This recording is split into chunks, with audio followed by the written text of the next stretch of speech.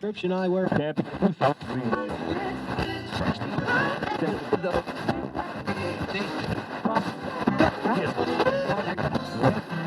Prescription eyewear.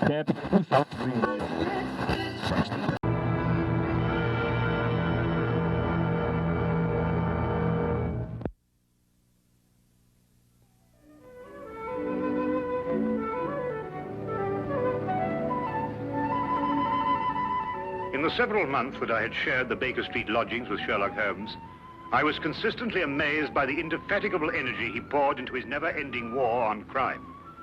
But my physician's eye could see the strain that perhaps another wouldn't have noticed. Thus it was one morning that I prevailed upon him to join me for a day in the country. All seemed tranquil at first, but I was to learn, as I did in later years, that when Sherlock Holmes did not seek trouble, it often sought him.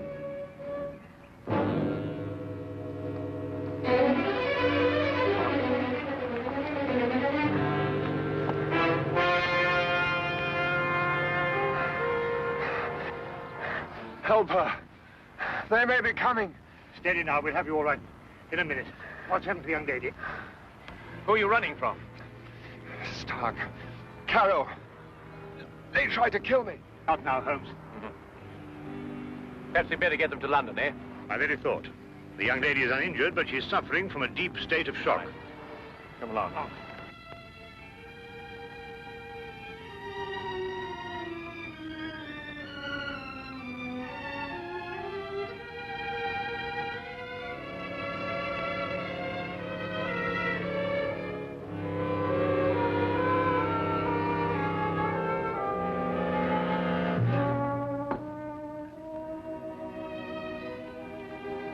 Just drink this, will you?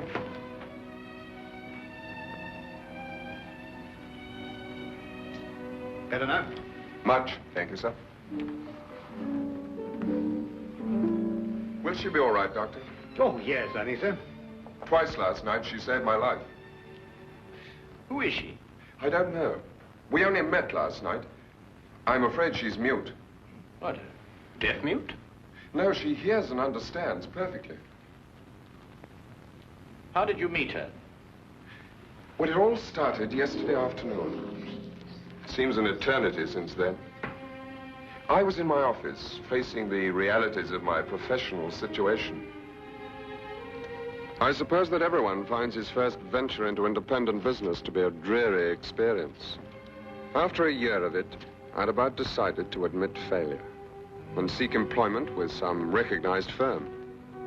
It was at that point that I received a client. Mr. Haterley? His name was Colonel Lysander Stark. Had I known then what horror he was bringing into my life, I would have strangled him right then and there. Frankly, Mr. Haterley, the commission I have come here to offer you deals with a matter of extreme secrecy. I have gone to some lengths to acquaint myself with both your professional and your personal qualifications. Personal qualifications, sir? Yes. I know you to be an efficient hydraulic engineer, but also that you are a bachelor, an orphan, and that you reside here alone in London. Why, that's very true, but I'm afraid I don't understand. You shall when I explain the assignment. Do I have your word that our conversation will go no further than this room? Of course, sir. I shall respect your confidence. Excellent. Well then, does £50 for a night's work appeal to you? £50? I note by your expression that you suspect some illegality. Let me set your mind at rest on that score. Exactly what you want me to do? To repair a hydraulic press, Mr. Haterley. A rather large hydraulic press. Well, that hardly seems unusual.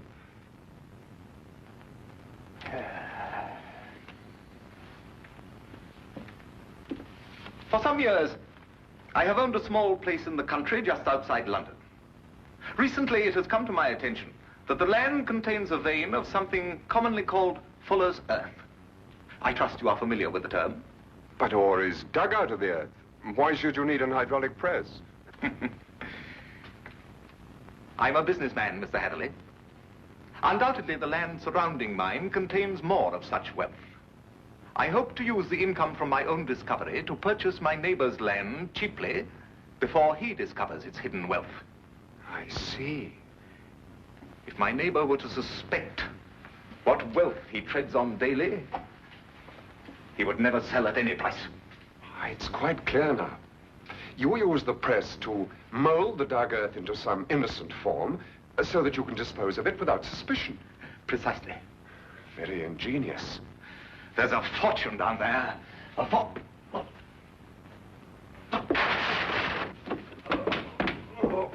Is there anything wrong?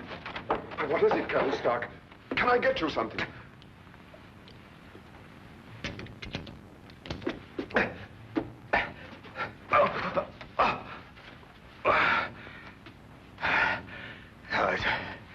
It's all right. My heart. I oughtn't to get too excited.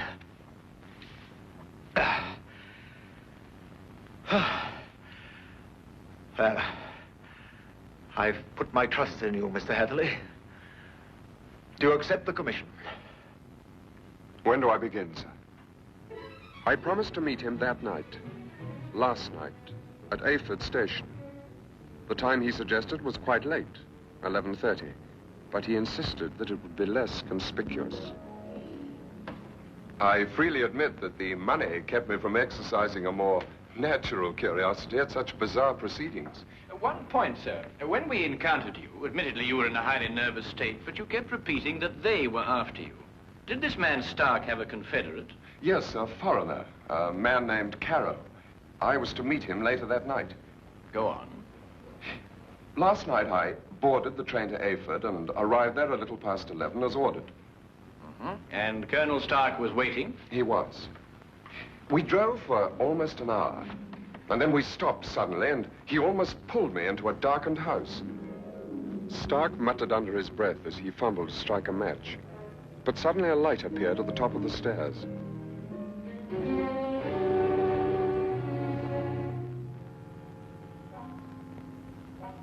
It was the first time I saw this young woman, gentlemen. Even in the poor light, beauty and fear were sharp in her face.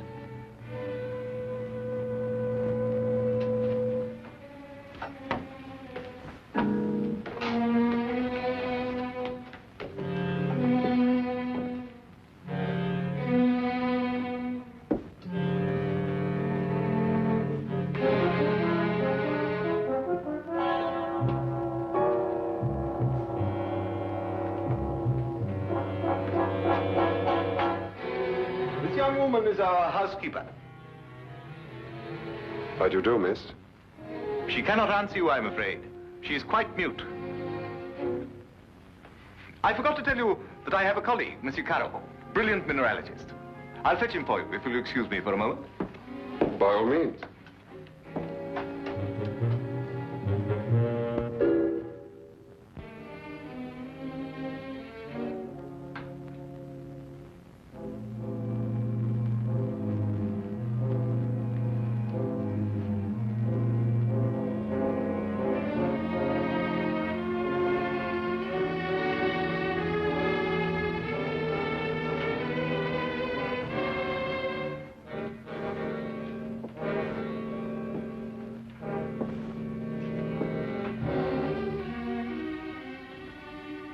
Is there anything wrong?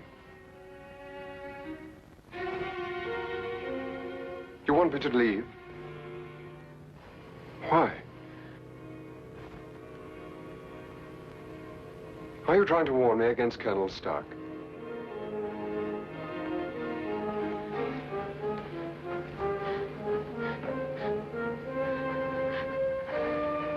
But why should I fear Colonel Stark? I only met him this afternoon.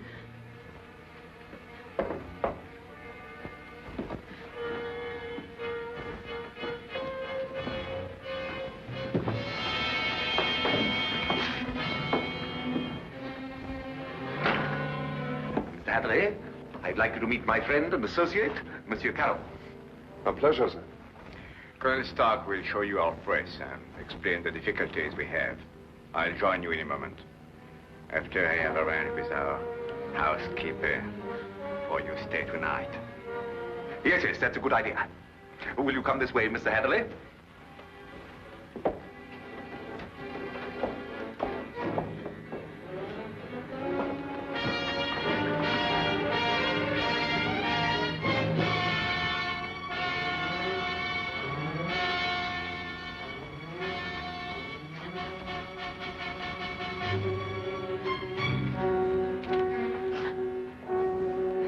I thought you have learned better, my dear. Perhaps I'll have to send you back to school.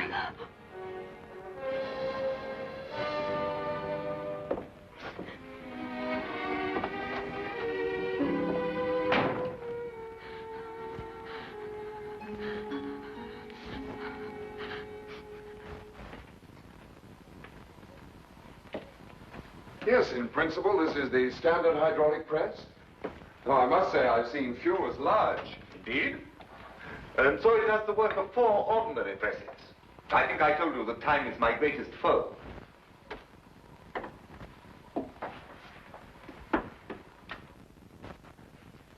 Would you bring more light, please?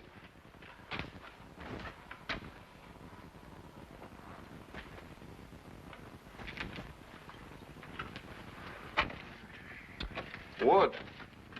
Concrete would have given you more support. Are these walls reinforced from the outside? Ah, Bruno. I was just about to explain to Mr. Haterley that all the walls except the one he is examining are reinforced.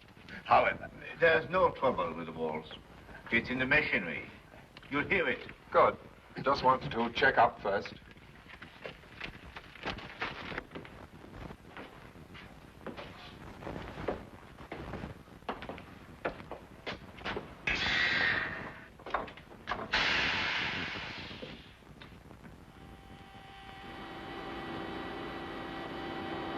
Now listen.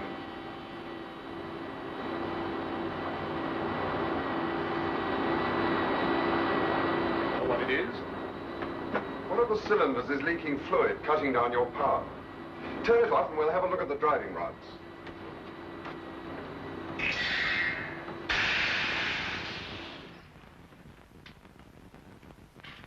I knew what I was after, and the rest proved to be no problem.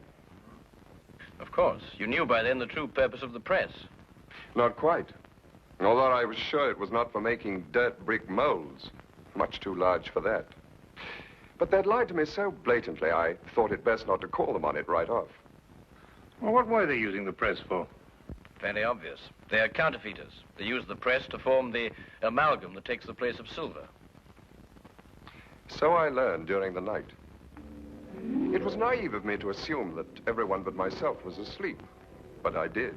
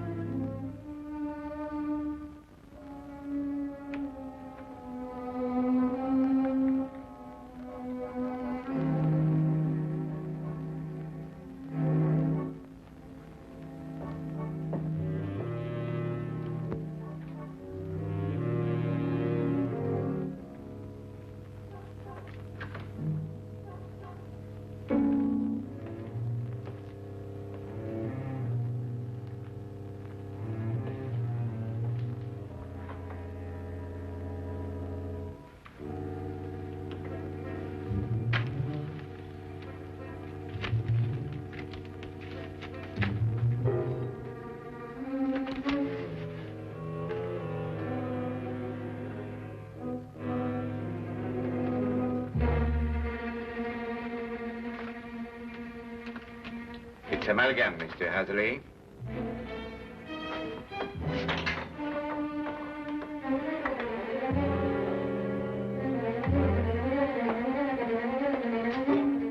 Carol, open up! Let me out of here, Carol!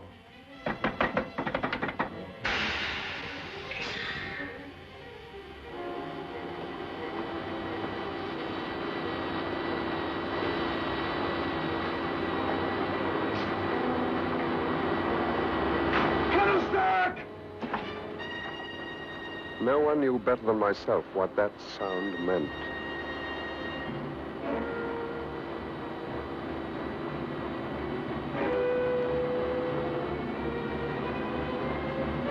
Caro had started the press. Within minutes, that cold ceiling would be down with a force capable of grinding me to a shapeless pulp. And there was no way in the world I could stop it.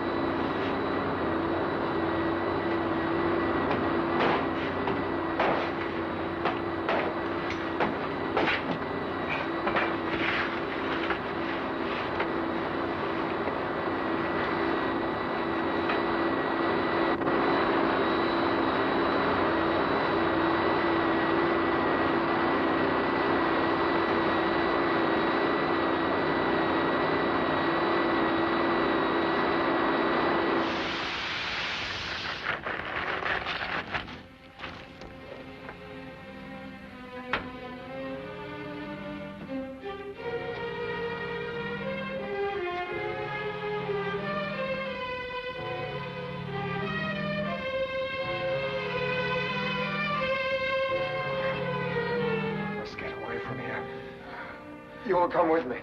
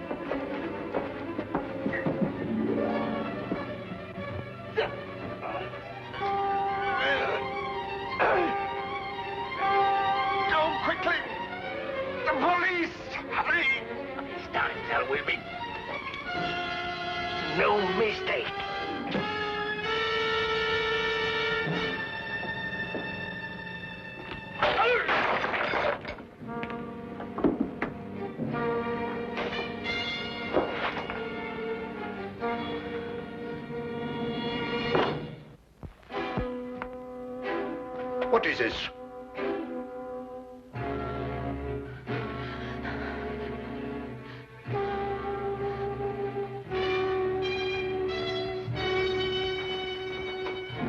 What's happened here? Bruno!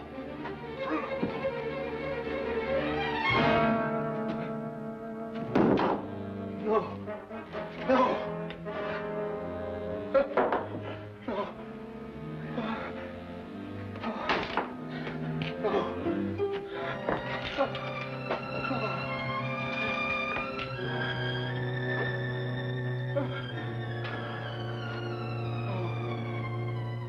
That's almost the last lucid recollection I have. I remember carrying her outside and plunging ahead into the darkness. Then you have no memory of going through the woods? Almost none. The next thing I remember, you and Dr. Watson were bending over me. Are you all right? She screamed. Did you hear her? Yes, quite clearly. Please, don't let them send me back. I can't bear it. There now. Brandy, Holmes, will you? That's right. You'll be all right. Here, drink this, will you? Now, Spencer. Now, tell me, do you know this gentleman? Yes, Mr. Haterley. Oh, you can speak. Oh, why last night did you pretend? I wasn't pretending. I've been unable to speak for a year. Excuse me, Miss, Connors. Ruth Connors. Miss Connors. I gather that the events of last night gave you a shock, rather like a shock you received a year ago. Yes. When I saw the gun in Colonel Stark's hand, and it was pointed directly at me, a year ago, another young man visited us to fix the hydraulic press. I see. What do you know about this other young man? I was standing there, watching, when all of a sudden Colonel Stark fired his gun straight into the other young man's face. Why didn't you go to the police? I did. But first I must tell you that Mr. Carew is my uncle and guardian. He's my only living relation. And when I witnessed the murder, he fell upon me, repeating over and over, "You must never say a word. You must never say a word." But the first opportunity I had, I ran to the police. What did they do? Nothing. Because from that moment to this, I've been unable to utter a sound or speak a word. It was as though my throat was frozen up. Incredible. I have heard of this before. The worst of it was, my uncle learnt of my attempt to inform on him and had me committed to Bedlam. The insane asylum? I spent 6 long months there, 6 horrible, unforgettable months before they released me in his custody. After that, he forced me to do his bidding by threatening to send me back. Send me back to school was the expression he used. Why, that's horrible. Very. And I think it's time we called in our old friend, Inspector Lestrade. If only to deal with this man, Carew. You're not forgetting Stark, are you? Oh, I expect we'll find his remains, Watson. The loss of his medicine undoubtedly saved England the cost of executing him. Well, come along.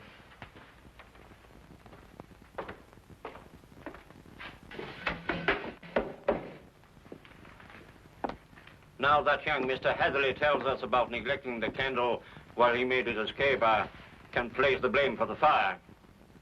You sure it was Colonel Lysander Stark whose remains you found here? No doubt. Several articles of authentic identification, no doubt. Nothing else? No, Inspector. Sorry. All right, thank you, Constable. Now where's Holmes got himself to? He just went down to the station. He said he'd be back in a minute. Look here, if Holmes thinks he can do... I'm sorry to keep you all waiting. Well, everything's settled, Lestrade? About as settled as it's likely to be. Stark's dead. Carrow's escaped. The only thing now is to go back to London and put out an alarm for him. Oh, dear. Well, tell me, what about the money? What money? Well, you know, the money they were making, the counterfeit. Have you found any? Well, no. Oh, I suppose Carrow took it with him. Well, the man would have to be pretty desperate indeed to even bother with real money, let alone counterfeit. What are you suggesting, Holmes? Miss Connors, the only carriage used here is the carriage that Mr. Haterley rode in. Is that right? Why, yes, I think so. I see. And that carriage has been in the livery stable since last night. Thanks to an obliging constable, I found one of Mr. Carrow's footprints. But there was no trail of similar prints leading away from the house. Mark you, I didn't imagine that he would try and make his escape on foot. How did he get away then? He didn't, my dear fellow. He's still in this house, hiding somewhere. What? Mr. Holmes, there's a cellar where... I examined that cellar myself. No, I mean the special cave they dug under the house to hide the money. And there must be an entrance from the house itself. Well, I wasn't permitted to know exactly where, but I'm sure it was in this room somewhere. Thank you. Well, let's try and see, shall we? I beg your pardon.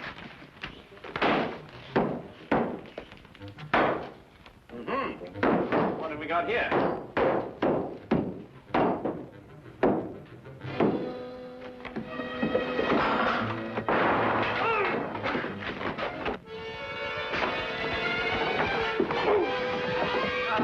Very neat, Watson. Oh, there wasn't anything to it. Now then, what have we got here? Oh, just nicked me, Doctor. Nothing serious. Well, we'll have a look at it anyway. Hold on. Some of you may lend a hand in here. That's that. I don't believe you'll have any more trouble with Mr. Carew. This has been a nasty business all round. I've lost my £50 fee, been roughed up, but it could have been worse, I suppose. A good deal worse, my friend. For example, I believe this is yours. Mine. Yes. What is it? Your shoe, I believe. I recovered it from the press. Yes, it makes one think, doesn't it? Well, Watson, you were quite right. A day in the country can be quite relaxing.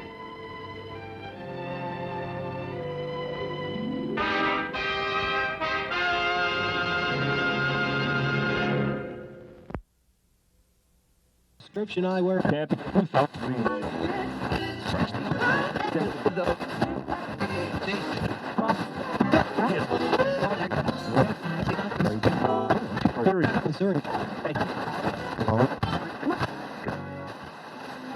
Prescription eyewear.